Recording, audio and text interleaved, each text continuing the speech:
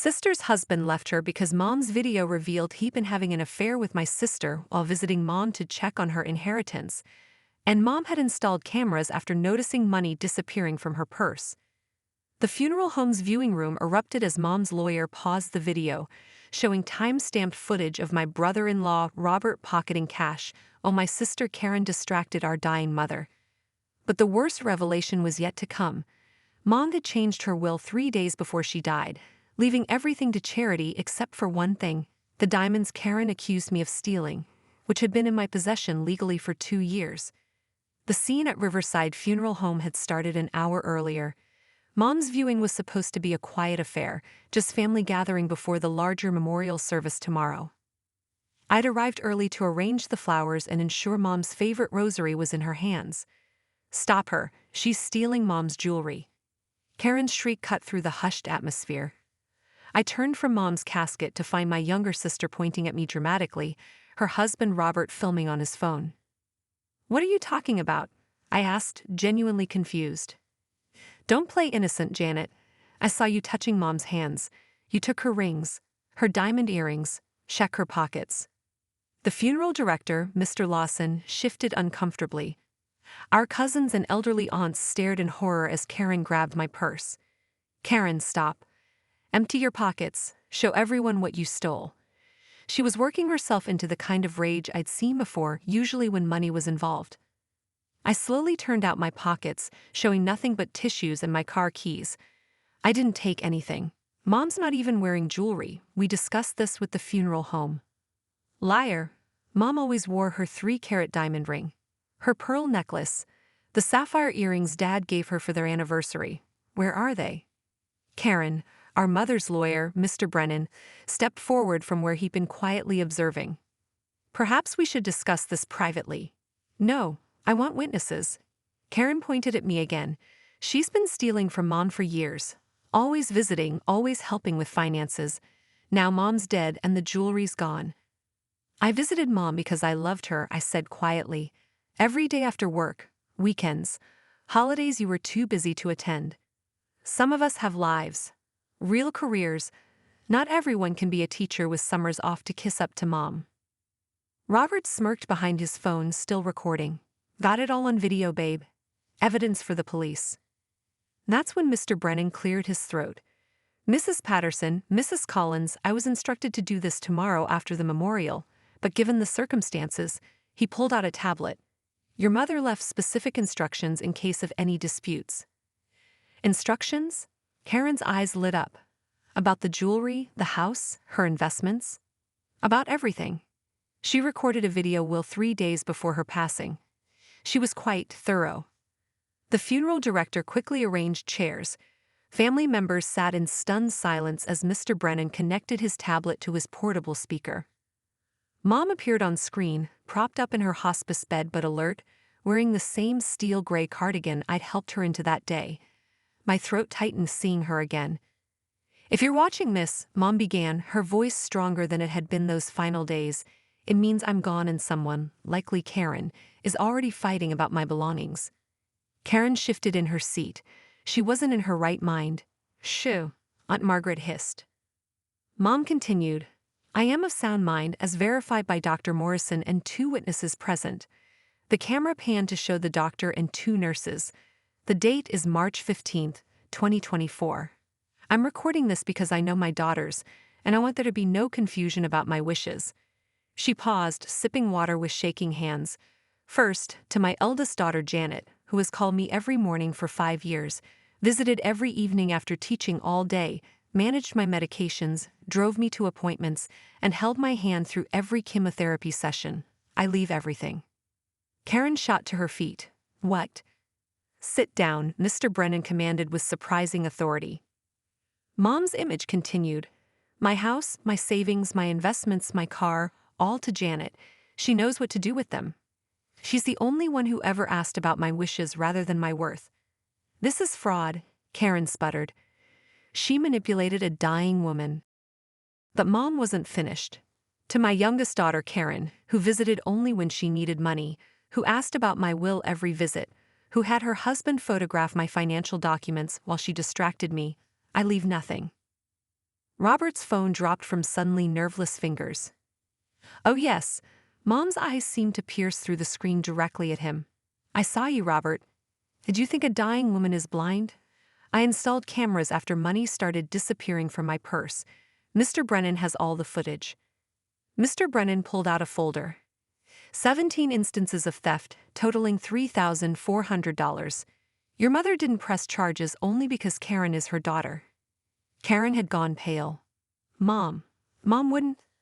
I also know, Mom continued relentlessly, about Robert's Tuesday work meetings with that woman from his gym. The ones that happen at the Riverside Motel. The same motel where he takes my daughter when she thinks he's at conference calls. The room gasped. Karen turned to Robert in shock. What is she talking about? But my favorite discovery, Mom's voice turned sardonic, was learning that Karen told everyone I had dementia, that I was confused and needed supervision. All while I was playing bridge twice a week, managing my own portfolio, and beating everyone at Scrabble at the senior center. Aunt Margaret snorted. She beat me last month, spelled quixotic on a triple word score. The jewelry Karen is so concerned about. Mom held up her hand, bare of rings. I gave it all to Janet 2 years ago. Legally, with documentation. The diamond ring, the pearls, the sapphires, all gifts for the daughter who saw them as memories, not monetary value. I touched my neck involuntarily, where Mom's pearl necklace lay under my black dress. I'd worn it to feel close to her, not knowing it would become evidence. Janet probably isn't even wearing them today, Mom said with a knowing smile. She only wears the pearls when she needs strength, the ring on special occasions, the earrings when she's happy. She loves them because they were mine, not because they're valuable. Tears ran down my face. She'd known me so well. Karen, you'll contest this will. It's who you are. So let me be clear. I have documentation of every visit, every call, every instance of care. Janet has been my medical power of attorney for 3 years. She's on my bank accounts. The house has been in both our names for 18 months. You can waste money on lawyers, but you'll lose. Karen was crying now, not pretty tears but ugly sobs of rage and humiliation.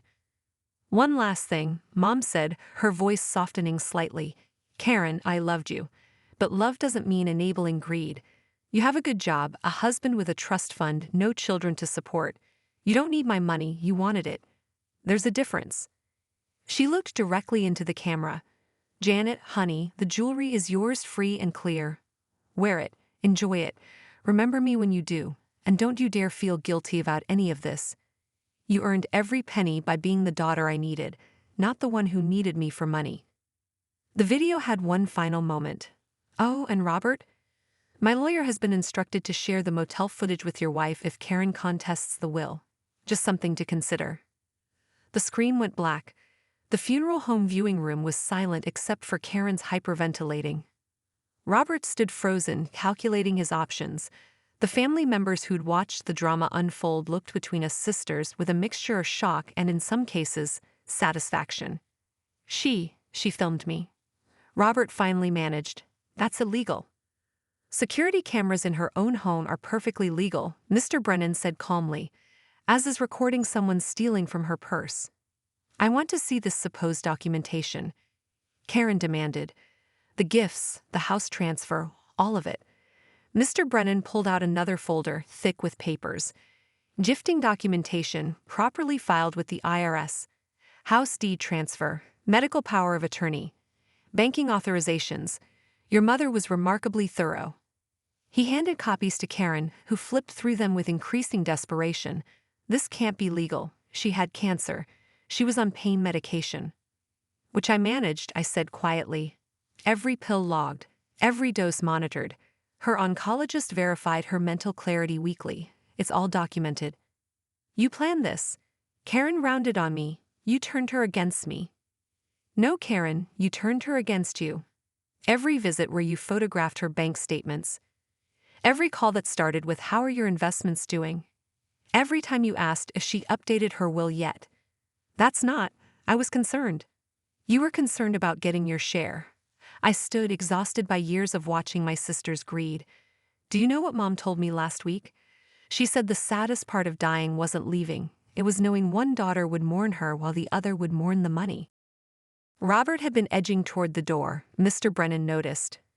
"Mr. Collins, I'll need your contact information. There's the matter of the stolen funds." "We'll pay it back," he said quickly. "Will you?" Karen laughed bitterly. "With what?" "Your trust fund you told me about. The one that doesn't exist? Or your salary from the job you were fired from 6 months ago?" More gasps from the family. This was better than their soap operas. "You were fired." Karen's voice rose. "You've been pretending to go to work for 6 months?" "I was looking for the right opportunity. You were going to motels, with someone from the gym, while stealing from my dying mother." She launched herself at him. Mr. Lawson and Mr. Brennan barely managed to separate them before the police arrived, called, it turned out, by the funeral director when the shouting started. 2 officers took statements. Mr. Brennan provided his evidence. Robert was arrested for theft. Karen was escorted out, still screaming about lawyers and contests and manipulation. I remained by Mom's casket, where this had all started. The roses I'd arranged were still perfect, their soft pink matching the lipstick I'd carefully applied to her lips that morning. "I'm sorry, Mom," I whispered. "Your viewing turned into a circus." Aunt Margaret appeared at my elbow. "Don't apologize. Helen would have loved this. She always said Karen would show her true colors at the funeral. But she didn't expect it to be on video, though." Despite everything, I laughed. Mom would have enjoyed the drama of it all. She'd been a court reporter for 40 years. She loved nothing more than watching people reveal themselves under pressure. "The jewelry looks beautiful on you," Margaret said, noticing the pearls. "Helen wore those to my wedding in 1965. Told me they were for strength during difficult times. I almost didn't wear them. Felt too soon." "Nonsense. That's exactly why you should wear them. Karen accused you of being a thief. The truth is, you're the only one who never stole from Helen. Not money, not time, not dignity." The memorial service the next day was smaller than expected. Karen didn't attend. She was busy consulting lawyers who all told her the same thing. The will was ironclad. Robert was out on bail, but the motel footage had indeed been shared. Their divorce would be final within months. I gave the eulogy wearing Mom's sapphire earrings, because despite everything I was happy. Happy she was no longer in pain. Happy she found a way to speak her truth. Happy she'd known she was loved, truly loved, by at least one daughter. My mother, I told the gathered mourners, believed in documentation. She kept every receipt, every photo, every memory. But the most important things she documented weren't in files or folders. They were in the lives she touched, the students she helped as a court reporter, the grandchildren she adored, the friends she cherished. That's her true legacy. I didn't mention the will, the theft, or the family drama. Mom had already said everything that needed saying. Later at the reception, Mr. Brennan pulled me aside. "Your mother left one more thing. She said to give this to you after the service, when you were wearing the sapphires." It was a letter, handwritten in her careful script. "My dearest Janet, if you're reading this wearing the sapphires, it means you found happiness even in grief. That's who you are, someone who finds light in darkness, joy in sorrow. The material things I left you are just things. What I really left you is freedom from guilt, from obligation to toxic people, from the need to justify your inheritance. Karen will spread lies. People will judge. Let them. You know the truth. You were paid in things that don't fit in a will. Every hospital visit. Every medication sorted. Every hand held through pain. Be happy, my darling girl. Wear the jewelry. Live in the house. Use the money. And remember, I didn't leave you everything because you took care of me. I left you everything because you're the only one who never asked. All my love, Mom." I folded the letter carefully, tucking it into my purse next to the tissues and car keys Karen had been so sure concealed stolen diamonds. The real diamonds were in my ears, catching the light as I moved through the reception, accepting condolences and sharing memories. Worth a fortune, yes, but priceless for different reasons, because my mother wore them to anniversaries and birthdays, graduations and celebrations, through 43 years of marriage and 15 years of widowhood. Karen had wanted the diamonds for their appraisal value. I wanted them for their stories. That's why Mom left them to me, publicly, dramatically, irrefutably. Not because I was the eldest daughter who called daily, but because I was the only daughter who would have been happy with just the memories.